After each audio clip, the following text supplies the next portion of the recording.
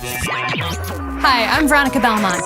Technology has been a passion of mine since I was young, and now I'm helping a new generation of kids discover their own passion for the world of STEM: science, technology, engineering, and mathematics. From amazing architects to NASA's most exciting engineers. Let's meet some of the people who are creating the future and redefining what's possible for all of us.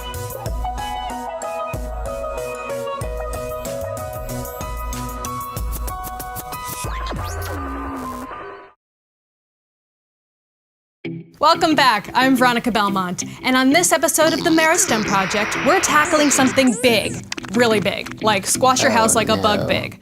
That's right, we're talking about dinosaurs. But we're not only going to talk about how big they were, where they lived, when they lived, or what they ate. What we're going to talk about today is just how can we know so much about these amazing creatures that haven't been seen on Earth for 165 million years. In finding the answer to that question, we're going to go on a journey, not only through time, but across the planet, down through layers of Earth, and deep into the heart of an amazing fossil lab at the University of Chicago. And our guide for that journey, my friend, paleontologist Lisa Zago. Her friends call her Dino Girl. Lisa has loved dinosaurs her entire life. That's why she studied paleontology and why she spends her days digging for that next great fossil in exotic locations, prepping fossils for study in the lab, and thankfully for us, sharing that love of paleontology with school children through her work with Dinosauria. So in just a moment, we're going to go meet Lisa in her lab. Let's go.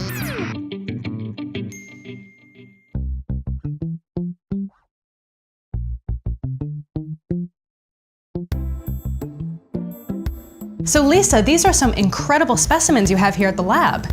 Sure are. These are over 65 million years old. These are beautiful artist interpretations of what the animals may have looked like in the past. We have everything from pancake croc to Nigersaurus here.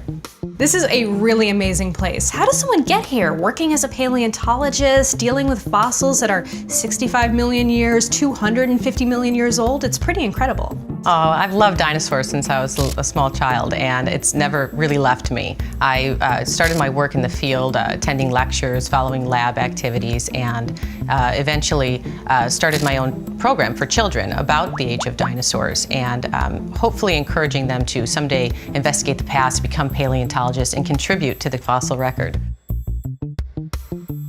Now, just to get it from the paleontologist's mouth, what is paleontology and what exactly does a paleontologist do? Paleontology is the study of life, the history of life. So a lot of times what we're doing is we're piecing together the fossil record. A lot of times it falls into two different categories. You can be a geologist, you can be a biologist. With geologist, obviously it's a good part to understand the layers of the Earth and the history of the Earth to find fossils, to be able to discuss what may have happened. Biologists are very good at the anatomy and putting things together as they were. Is paleontology always about dinosaurs? No, it's not always about dinosaurs. I think that's a common misconception. A lot of people think paleontologists are dinosaur people. A lot of paleontologists are fish people, or they may be studying something else, plants or botany. Dinosaur science is just one area. Paleontology is a very broad field. And so what do paleontologists actually do? So if a paleontologist is in the field, they're working with generally a hammer, chisel, a brush all day long, maybe hiking or searching for fossils. If you're in a lab, you may be preparing things or investigating, putting together the pieces of the puzzle. You may be putting together maps from the field and sort of piecing skeletons back together from what was found in situ in the field. All right, Lisa, let's see how many dinosaurs you can name in 15 seconds. Are you ready? 15 seconds, ready? And go. Okay, Allosaurus, Camptosaurus, Apatosaurus, Stegosaurus, Camarasaurus, Triceratops, T-Rex, Parasaurolophus, Pachycephalosaurus, Troodon, Deinonychus. Out of time! Oh, that was great. All right, so clearly you know a lot of different dinosaurs. Do you have a personal favorite, and why? I do. I have a lot of personal favorites, but one that's coming to mind now is Dracorex hogwartsia. And this animal is absolutely amazing. And what I like about this dinosaur is the skull. It's this very compact skull that it looks like a dragon, and it's got all of these horns and points popping out all over the place. That's probably my favorite one. And I assume a Harry Potter fan named it? Absolutely. Every minute, trillions of tiny atomic particles called neutrinos are passing through your body. And most of those were created billions of years before dinosaurs roamed the Earth.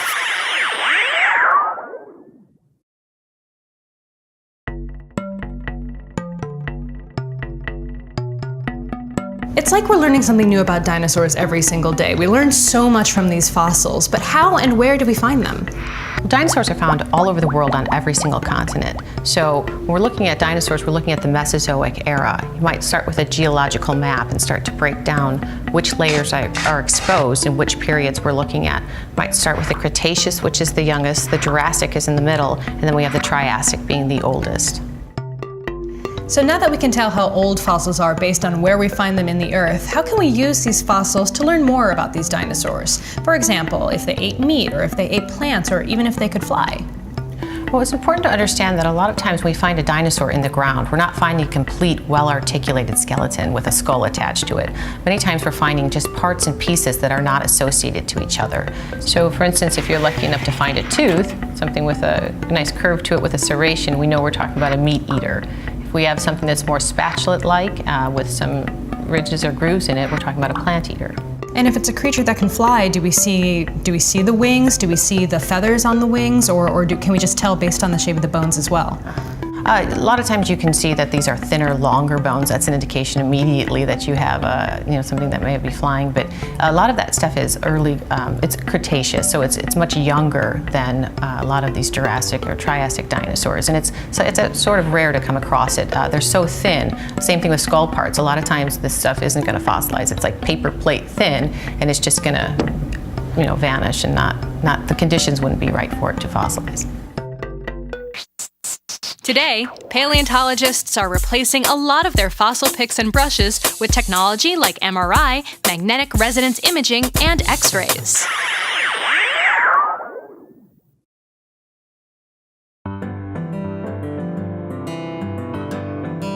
Okay, now we have some questions from our home STEMers. Do you think you can help them out? I would love to answer their questions.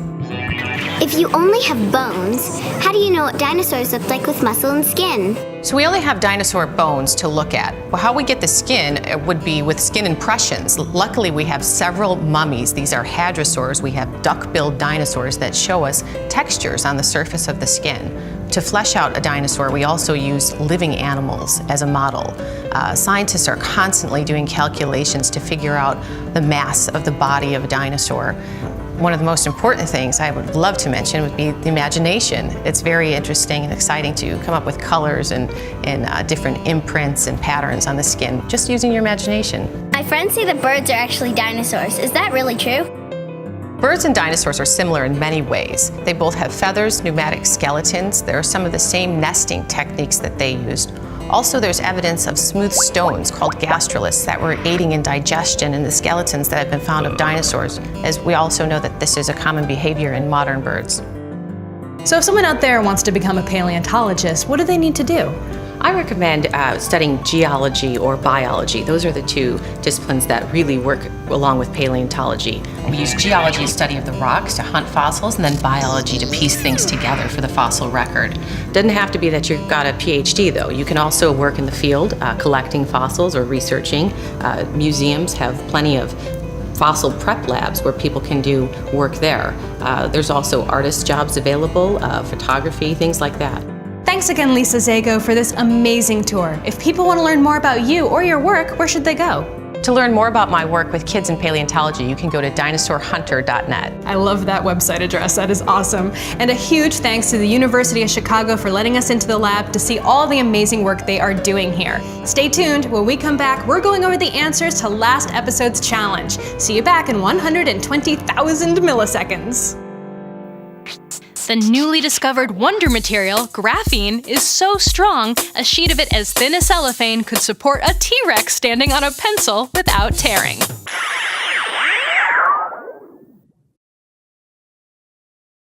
All right, Meristemers, last week we gave you a math challenge. If you remember, it went a little something like this. Tara and Lauren are going to play a spinner game. These are the rules.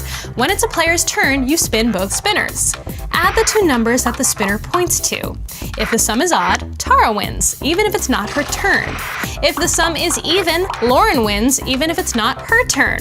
Now, both girls think that they have a better chance of winning. Is either right? We asked you to send us your answer along with why you think you're right. And this week's winner, chosen at random from all of the correct answers, was Olivia, 10 years old from Rockford, Illinois.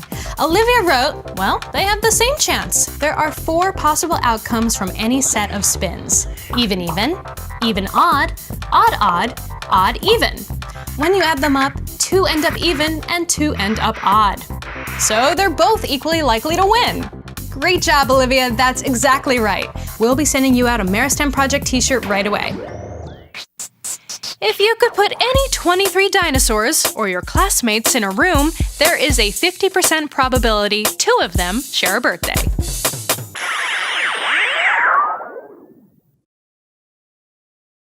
Okay, now it's time for this week's challenge. It's a science question and it is a doozy. Ready? And to present that challenge, let's go back to Lisa Zago, aka Dino Girl. If you were to drill a tunnel straight through the entire Earth, straight from where you are through the exact center and out the opposite side, and then jump down into this tunnel, how would you fall? Remember, submit your entries on Facebook, via Twitter to @Veronica, that's me, or on our website, meristemproject.com.